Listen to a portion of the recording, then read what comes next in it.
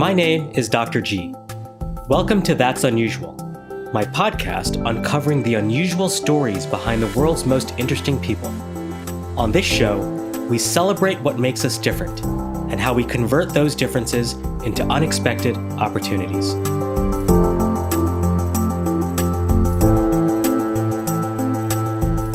Welcome to another inspiring episode of That's Unusual. Thanks for joining me. I've got a loaded question for you today. Do we have healthcare backwards? Many seem to think so, including my next guest, Whitney Bowman-Zatzkin, who's the director of a new movement and initiative called Flip the Clinic.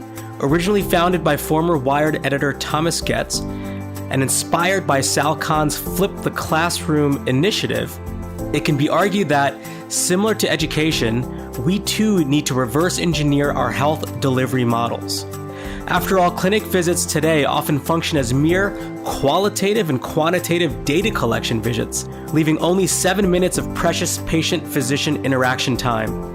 With advances in technology, we can flip this experience and optimize the time allowed for discussions around detailed treatment plans. Wouldn't that ultimately create better outcomes on all AAA measures? To date, the data certainly seems to support a flipped model. Join me today while Whitney and I go deep into exploring the ramifications, inspirations, and implications of flipping the clinic. And as you listen to this episode, I ask that you reflect on your own unusual stories and unique qualities that can help open doors to unexpected opportunities. And so with that, let's get started.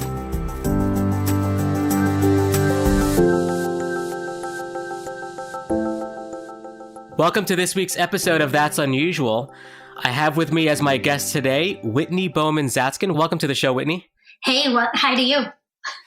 So it's so great to have you on because you're the director of just a concept that is just so fascinating to me. And one of the things that I oftentimes talk about in the talks and speeches I give, and it's something called Flip the Clinic. And, as soon as you go to the Flip the Clinic website, it says it's an open experiment to transform the healthcare experience. Flips are actionable ideas for change. Just this whole mental notion of Flip the Clinic, where did it come from? What's the origins? What does it mean? Tell our listeners sort of the genesis behind it. Yeah, absolutely. So I was second party discovery to Flip the Clinic. It was actually founded by Thomas Goetz when he was the entrepreneur in residence, the first one ever up at Robert Wood Johnson Foundation. Sal Khan of Khan Academy and Flip the Classroom came and gave a lunch and learn session. I think it was actually Thomas's very first day on the job. And he was just animated and really energized by the kind of core background behind Flip the Classroom, which was a very computer systems engineer approach to problem solving. So tell us, some of our listeners may not be familiar with the Flip the Classroom model. So I, of course, am very familiar with it, but just tell us briefly what that was about and why that served as an inspiration. Sure thing. So a lot of people recognize Flip the Classroom as this concept where lectures become the homework, and the homework that your kids do in the classroom they're actually the pieces that you do in the school system with the faculty member or the expert. This, of course, was of great signal and relief to parents because it meant they didn't have to do algebra decades after they had done it. But it actually also includes some other components. And it was actually sort of an ecosystem of little nudges and changes in kind of what happened in a traditional classroom. It's gone from elementary schools all the way to actually schools of the health professions. So University of North Carolina, I think, is one of the properties that has it in their medical school system, and other schools across the country are taking it on. So it's a pretty robust program. It's a lot of fun for folks. And for those of you that have ever taken a MOOC, massive open online course, that was one of the sort of sidekick outputs of that entire effort. Yeah, and I think it's just, given the fact that we've got such amazing technologies today to fully leverage it, we have the entire sort of educational system to some degree backwards, right? Like all of the interactive stuff is done, should be done with other people, is actually done home alone, like the homework stuff, and then the lecture done in the classroom. So exactly. Flipping that just makes complete sense, especially in certain circumstances. And I believe Khan Academy has also been working with some medical schools around trying to deploy that as well. All right, so Flip the Classroom served as an inspiration to Flip the Clinic, this merging of minds with Sal Khan and Thomas Goetz and others that are in the room. And so tell us what happened from there. So from there, Thomas sat down and he immediately started scribbling out ideas that he could see happening inside of the healthcare system where, the flip was the thing that was needed. It wasn't an overhaul of every single thing inside the system, but something tiny, something subtle. You can think of the first time the concept came in of, hey, why isn't the teacher doing this like a lab? Why is the math being sent home as a homework exercise when the parents weren't even in the lecture? That actually, in the initial step, isn't a massive step. And, it's the growth from that step that is the big, sort of supersized system change. And that's what Flip the Clinic came to be. So Thomas met with his colleagues at RWJF. They convened a meeting, and this is the punchline I tell everybody. Flip the Clinic was supposed to be a couple hours of a meeting, and that was about 4 years ago. So we've had a lot of fun ever since actually recreating that first meeting all across the country. And then we've actually started to put together what we call our ecologies of flips. And these are things that seem to be, they require one another to be most successful. So you can imagine, for example, one of our kind of bigger reaching flips is Flip 55, which is focused on digital health record engagement. A lot of things go into a patient needing to have their medical records. And a lot of training goes into making sure staff know how and when to grab that information and do something with it. And so we've started these sort of ecologies out there in the world where we sort of come into a practice and we try to teach one or two at a similar time as they identify a problem. And so you've spent a lot of time really trying to understand and identify a lot of these sort of small best practices that are being deployed around the country. Is that correct? What you call flips? These are sort of actionable ideas? Absolutely. So one of the things that we do at the top of any Flip the Clinic engagement with a new site or community, and I think at the heart of what we're doing at Flip the Clinic, we're trying to find the things that work in a system that's broken. And when we enter in these discussions with groups, to us, a clinic isn't like four walls, person with a white coat and a stethoscope, creepy open-backed gown, whatever kind of visual comes to mind. To us, we're really trying to actually change the definition of what a clinic is in the United States to be that moment when a patient tries to do something to be healthier. So, have you guys as an organization defined what a utopic, Flip the Clinic looks like? What's an ideal scenario? Close. We're actually in the process of working on our Flip the Clinic playbook right now, which kind of tells the hero's journey of engaging with Flip the Clinic and what that process looks like and where you end up on the other end. To us, though, a truly flipped clinic reflects something that we call the 5 elements, and it's one that keeps growing and learning and evolving. It's not one that assumes that, graduation day in 1975 was the single greatest day for clinical care ever, and nothing should ever change. So it's an evolutionary. That's ever happened. Right. So it's certainly an evolutionary process that's going to change over the course of time. What are those 5 things that you had mentioned? Do you know them offhand? I do, yeah. So we have transparent, and that's the effort that we like to see the balance of power sort of shifted inside the medical practice so that the clinician and the patient are sort of equal. We have joy. My little visual on this is we believe in hula hooping patients and breakdancing doctors.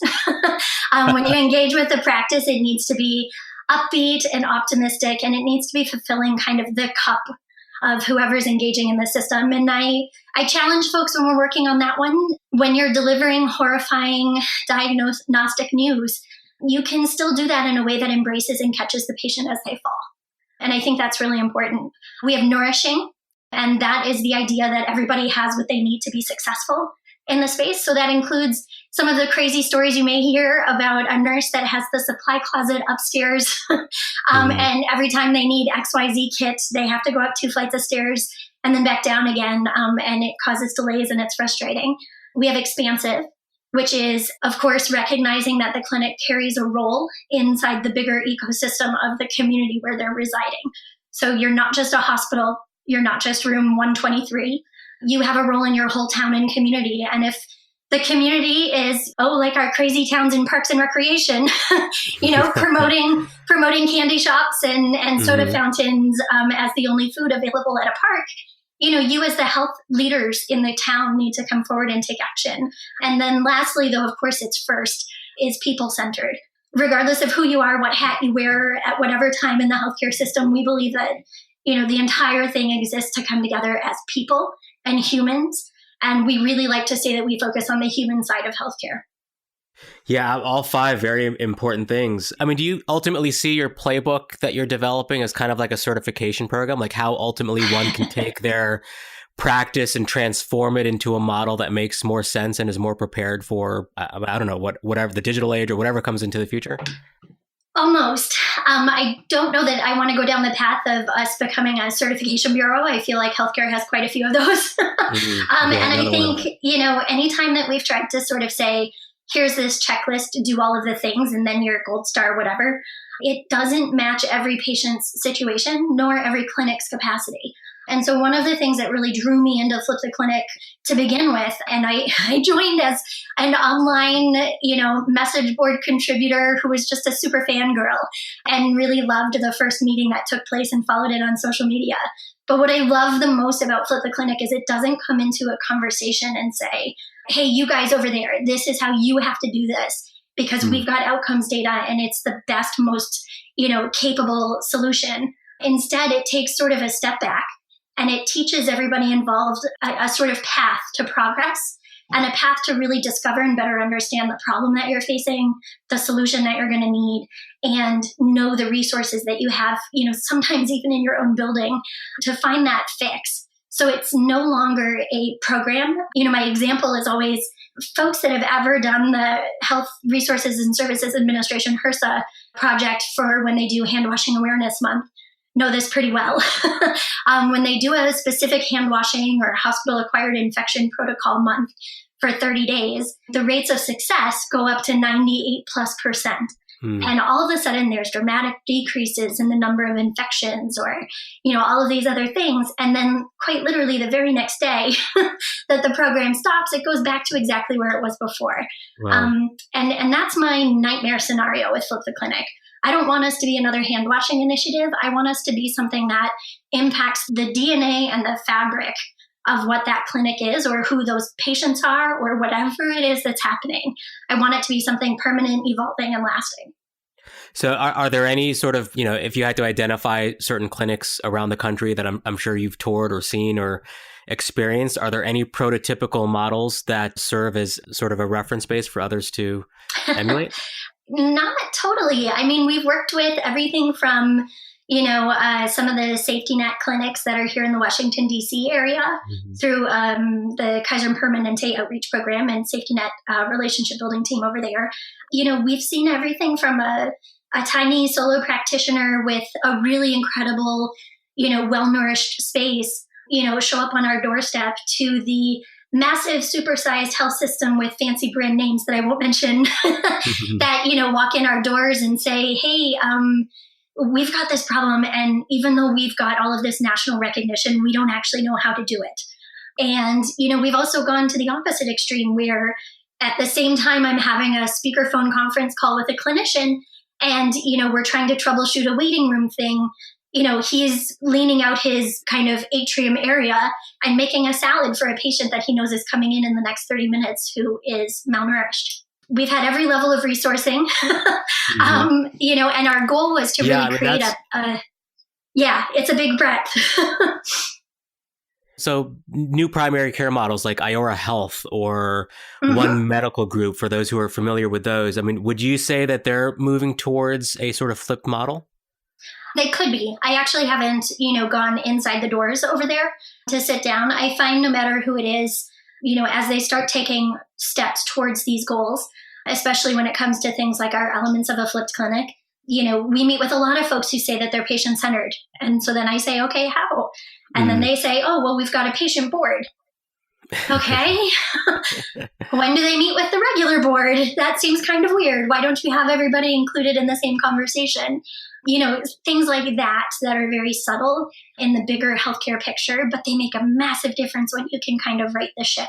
And that's the stuff that we want to get to. So yeah, there's lots of brands out there and there's a lot of groups doing really great, awesome stuff. And some of my favorite stories come from city events that we've done where in the same meeting, for example, we've had, I don't want to get these guys in trouble. We've had in the same state 2 competing colleges that have major academic medical centers. Both of those centers have directors of innovation. And sitting at our meeting was the first time both directors of innovation even met each other. And they found out that they were both trying to find funding for the same citywide survey. Those are the kinds of moments of, okay, guys, maybe we could all work together on this. That's what we're trying to find. Now, is the flipped model dependent on sort of some of the digital innovations that we have in the marketplace, or can any practice, even if they're predominantly analog, still flip their model? It's extremely non-tech reliant. I think, obviously our resources are printed on the website and we make downloadable PDFs. And so internet access might be the baseline requirement for somebody trying to engage. But we try very hard to make sure that we make solutions available to everybody that, are printable 8.5 by 11 sheets of paper, or are, a deck of cards that we can send to a printer in town so that they can pick them up and encourage patients to explore motivational interviewing, or, things that are very basic interventions. And so, even when I'm working with groups and they're talking about an iPad that could do this and an app and a, synced system and whatever, those can produce really great interventions. But at Flip the Clinic, we really try to find truly practical, pragmatic things. And I like to tell folks that I work with rare exception, it'll probably cost about $20 to $25 max per intervention. And if it doesn't, then we haven't thought about it hard enough. So I make the group sit down at the table with me some more and we keep working through it, because it's important to get it as reusable as humanly possible. And that means a hospital that's in, the middle of nowhere that, faces some sort of dire emergency can use the same tool that somebody inside a super system like IORA could be leveraging it. I'd imagine that, measuring some sort of outcomes, whether it be cost, quality, satisfaction, all of those, triple aim types of things, is a significant goal of Flip the Clinic. Do you feel like it's better suited now that we see like the growth of these accountable care organizations, these ACO models? Is it better suited for those types of practices who have adopted those models? Or, what do you see in your experience? So we've done both. And I think the number one thing that Flip the Clinic is really great at is bringing together a community of folks that recognize that something isn't working and needs a little bit of shepherding to get it on the bus. You know what I mean? Like they need to kind of come together and have I jokingly call it an airing of the grievances, but they need to really share and recognize and realize that, this thing is not going to be solved by one health system. And then when we get into the environments, for example, when we work with teams that are ACO linked, and even our colleagues in the, quality improvement space, they get really animated about how simple the concepts of Flip the Clinic are and how easily translatable they are. So we're not asking people to study a new dictionary. We're saying, hey, what sucks about what you're doing every day? Let's see if we can change that. So how are you reaching out? Are these organizations reaching out directly to you? Are you identifying organizations and reaching out to them? Are there systems approaching you? Like how are you getting this movement and message out and getting people on board? All of the above. So in our first year, when we sort of, took the leap of faith from being that initial couple hours of a meeting to really sort of hitting the road, I joke about piling everybody in an Airstream. It was pretty close. We did go home occasionally. But when we kind of hit the road for the first time, we had to cut our teeth in those first 7, 8 cities. That was tough. We were inviting people to kind of join a whimsical, crazy adventure. And thankfully we had some really brave folks. I think all told, we reached about 550 different clinicians, patients, local members, government office folks, teachers, faculty, all of the above. And we kind of kept it going. It's been interesting in the second-ish year past that, road trip, we've had more and more groups reaching out to us. We're working pretty intensively right now with a practice up in Pennsylvania as part of developing the playbook. But we've continued to have a pretty steady pattern of people that reach out and, either it's the Department of Public Health, for which we've been a great translation vehicle. You can imagine being a public health office in a state. Mm-hmm. You're sitting on, just throngs of data about your local area, and getting clinicians to translate that into action in their practices is pretty tough. And we're a pretty fun and funky way of making that request. So we've had a couple of states reach out in that realm. And then we've also, for the folks that are developing ACOs, we've had some inquiries and some great work where we've gone into cities on behalf of a new ACO and really helped them cut their teeth. Test the waters. Who should be on the board? Who are these players? What's the town vibe like? What are people really worried about? And it just helps with a bigger, the kind of bigger world beyond Flip the Clinic of planting the seeds so that everybody kind of comes together with common interest. Yeah. I'm so fascinated by the concept of flip the clinic when I first heard it and Thomas was first talking about it. And clearly recognizing that it's still sort of an idea and experimentation in which we're sort of evolving and learning over the course of time.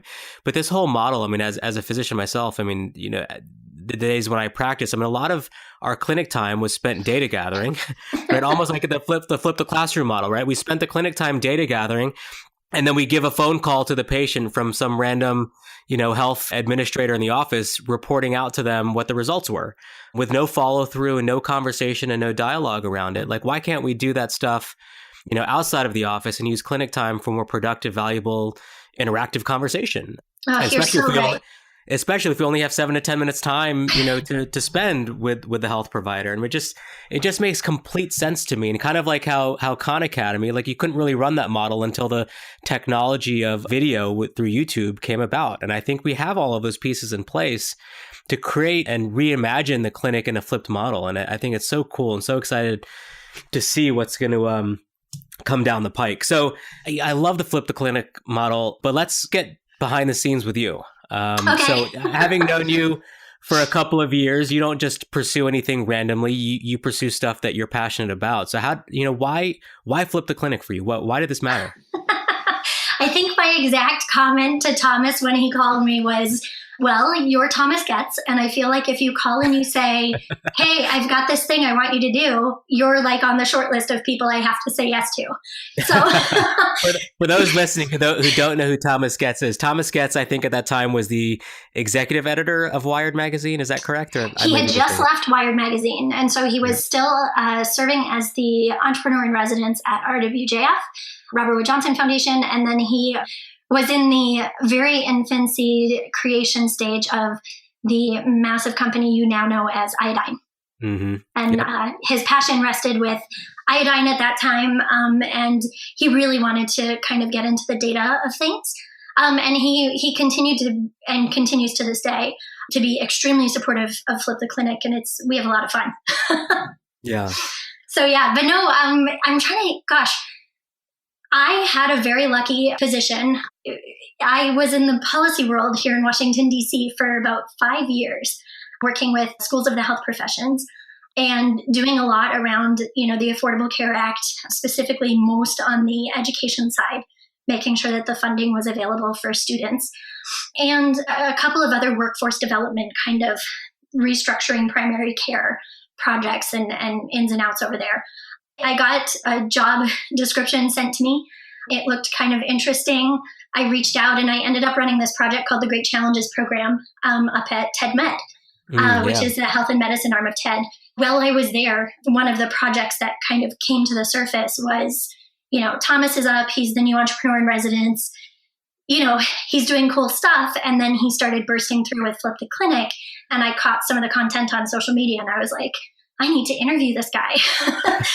So we invited him into one of our then very cutting edge, now probably so archaic, I sound like I'm 100, Google Plus broadcasts, which if you can remember, they were YouTube streamed kind of video broadcasts where there was also a social media conversation.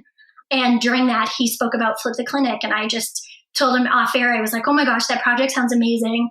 Whatever's next, please tell me what I can do to help.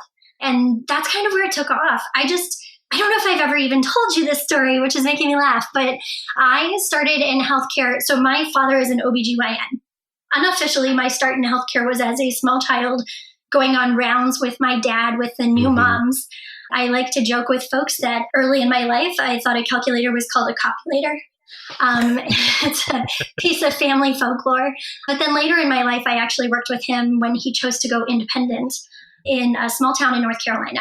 And I worked in his medical practice, managing it and getting it off the ground. And it was during a really rocky time. And so for me, there was all of the malpractice premium spikes going on at that point, really weird policy stuff, which now seem like nothing compared to the weird policy stuff we're facing today. But it was an interesting experience and exposure to a lot of the needed change. And one of the other things that I experienced sort of firsthand is massive changes would happen. And in this case, I helped roll out the first tablet laptop with an EHR on it for digital note taking. We hacked through how to do that way back in the day. That was at your father's practice? At his practice in 2002. So we, medical manager, I think it was. And then it switched over with a little bit more of a, WYSIWYG overlay. And then, HIPAA went through some massive changes. This was when privacy screens started to become a requirement and you weren't allowed to mention patient names. And just as a quick example for folks out there in the world, one of the ways that translated to small town North Carolina was whoever you are on staff, you will at some point in your life get sued for $75,000 because you mistakenly say a patient's name. Yeah. Wow. Which wasn't the intent. Yeah. So Flip the Clinic to me was a way to translate big, scary policy changes like HIPAA, which I did this last year, some of the changes. Okay. For me, Flip the Clinic was a way to take those kind of big, scary policy changes and produce simplified, streamlined, free ways for the average front desk person to know how to do their job the best that they could. Well, I think it's a very important initiative and I love it and it really explains a lot about you. I love the passion behind it. I think you're the right person behind it. So kudos to that. Thanks for sharing the story of Flip the Clinic. I think this might be a good segue, unless you have anything else to share regarding it, might be a good segue into sort of the rapid fire Mad Lib fill in the blanks if you're up for it. Okay. All right. Let's jump right in here. So we've got 6 questions for you, or fill in the blanks, I should say. The first one is, the best piece of advice I ever received was? Don't listen to them when they tell you not to care so much. That's who you are in the world. I know. Who's telling you not to care so much? Shockingly, I have been told that on more than one occasion from more than one employer. Wow. Boo, go on them. Yeah, exactly. So and it's not just in healthcare. I just want to be super clear. Like, I used to work in musical theater and it happened there too. Okay, hold on. You did not mention that before. Musical theater. All right, so take us, you've had this world outside of healthcare. I'm sure that had a big influence on what you do. Musical theater, tell us about that. What was that? Yeah, I was a kid in Wisconsin, and I've just been very lucky. There was always a really strong community theater. Shout out to Jefferson, Wisconsin, I guess. But there was always a really incredible community theater. It found a role for every kid. And then I was actually super, super lucky right around, how old was I? 12 or 13. I got to be in a local, fancy dinner theater performance of Annie. And then I stayed on with them to do backstage work for Phantom. And then I did a subsequent run of Phantom a couple years later. But yeah, it's a goofy part of my life. Is that still a hobby of yours? Are you still active in it? I haven't found a like truly great experience like that Jefferson, Wisconsin experience was. I will say I do still have a ton of friends from that life that are actually here in DC, oddly enough. So yeah, I haven't done a whole lot of it, but I don't know. Maybe one day I'll be an animated cartoon. That'd be great. I could see that. Well, that's good to know. That's fascinating. All right, next question for you. I'm most curious about. So I'm most curious about the things that we're not quite seeing as a connection and the accelerators that might be. I feel like maybe over the last decade, we've had some almost moments with this, and then we've had some corporate interest and involvement that actually seem to slow progress down. And I'm thinking about some of the stuff around like open data movements and some of these bigger systems that are getting put together of massive data sets. When corporations get involved, suddenly it stops being about finding the answers and it starts being about who's paying me for this data set. And so I constantly, when I'm in conversations with folks, I just get super animated about like the what ifs that are out there and what it could be like. I hope it's okay to tell this story. I have this like goofy moment from my past where I was on a little like tour down at NASA Kennedy. And our bus driver was this goofy guy who'd been driving tour buses, since the start of the space program. He was just this awesome, awesome guy. And he pointed to this little building when we were on the grounds. And it's behind the big, huge vehicle assembly building that a lot of folks think of when I talk about Kennedy. And he said, "Do you guys know what that gray, tiny, weird looking building is?" And so, I was right up front. So I was like, Nope, I have no idea. Is it where they dress the astronauts? I don't know. And he said, no, that's the what if building. The what if building. And I said, well, what do you mean? And he goes, well, there's a team of folks that sit in that room, and every single day their job is to think of, what if this happens? What if that happens? What if, all of these, I don't know. What if a tile falls off? What if whatever? And then they write the meticulous engineer's protocol for how to fix it if it does happen. So that's interesting. Yeah. It's like scenario planning, war room planning. I mean, I think every organization needs a what if room. I know. What if building. And we don't have one for healthcare. And the piece that I loved about it that he added quietly was just, so when something hasn't worked out at NASA, it means that people could not even comprehend that it would be a problem.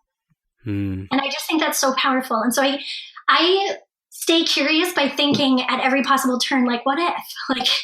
What if we actually were open with our data? What if we actually, broke down the barriers and had a great healthcare experience? What if we focused on that instead of XYZ bottom lines or, any one of a number of issues? And what if we just had that building happen in healthcare? Yeah, well, I love that sense of curiosity and the inspiration behind it. What a great story. All right, Whitney, next one for you. If you could look back, what would you tell your 20-year-old self? That you did the right thing leaving California. What was so bad in California? So I was down a weird path and I was in a kind of yucky relationship, and it'll probably boggle some folks that actually know me pretty well. But I was in a relationship where I was asked in a very pivotal conversation, well, who will make dinner if you're at night classes? And I packed my car very shortly thereafter, drove back across the country to North Carolina and called it a day. But those are the things you're allowed to do in the 20s that kind of shape your reality for later. Wow. Well, good. Glad you left California. No kidding, right? All right, next one for you. If you had to write a book about yourself, essentially an autobiography, the title of the book would be? So this one was hard for me. I'm toying with something like serendipitous magnets.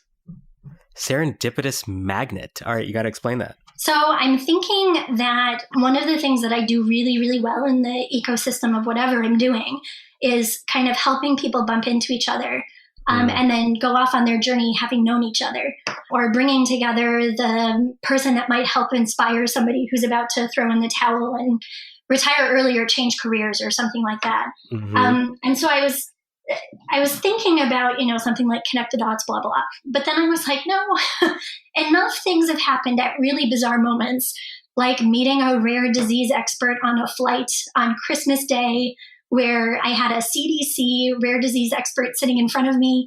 I had the actor Jon Voight sitting next to me on the right. We all got stuck in this crazy delay for 7 hours. I was trying to get home to Jake for the holiday, and by a fluke, she was an expert in von Willebrand's disease. And we were having some really weird data show up in North Carolina.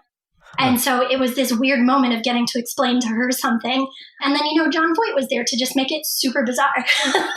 But those are the kind of serendipity interventions that, I don't know, I can never explain, but I'm super grateful for it. And I'm always inspired by what I can look back and see later. Isn't it great? I love those serendipity moments. And you know what? And I think you need to somehow create an environment that allows for serendipity. Not enough people do that. I think it's, and just really be open-minded to it. I think that's my version of mindfulness.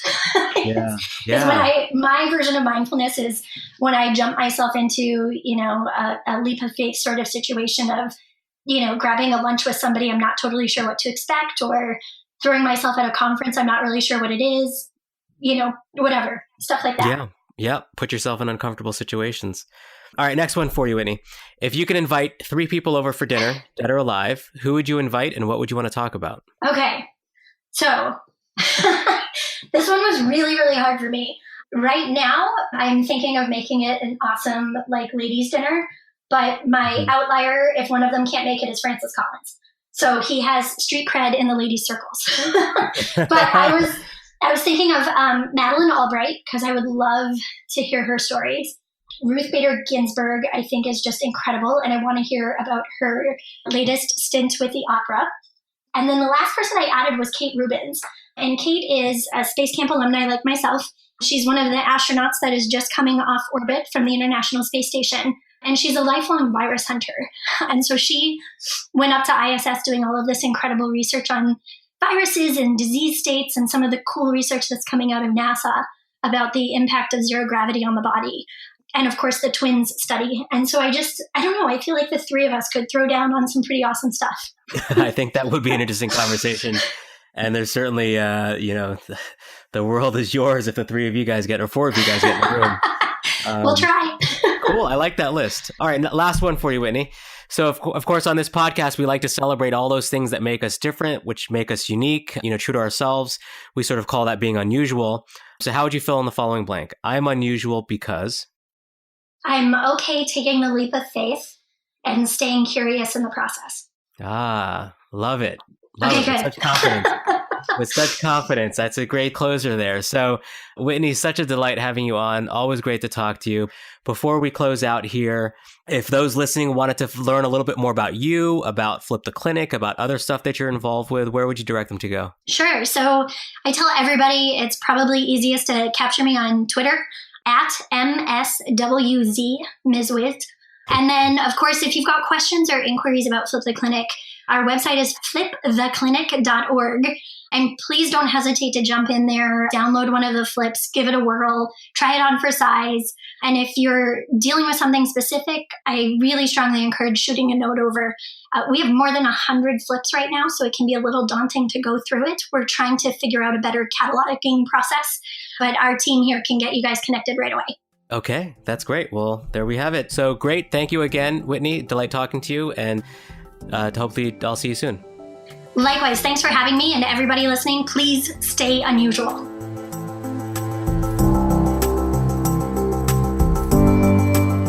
Hi again, it's me, Dr. G. If you are still listening, I'm hoping it's because you enjoyed this podcast. If you would like to hear future episodes, you could really help me out by subscribing to the That's Unusual podcast on iTunes and leaving a review. It goes a long way in helping me get the word out from avid listeners like you. As a thank you, I will be selecting one new reviewer each week at random for a free private 15-minute phone conversation where you can ask me anything and get professional advice on your career or business to help you stand out and make a difference.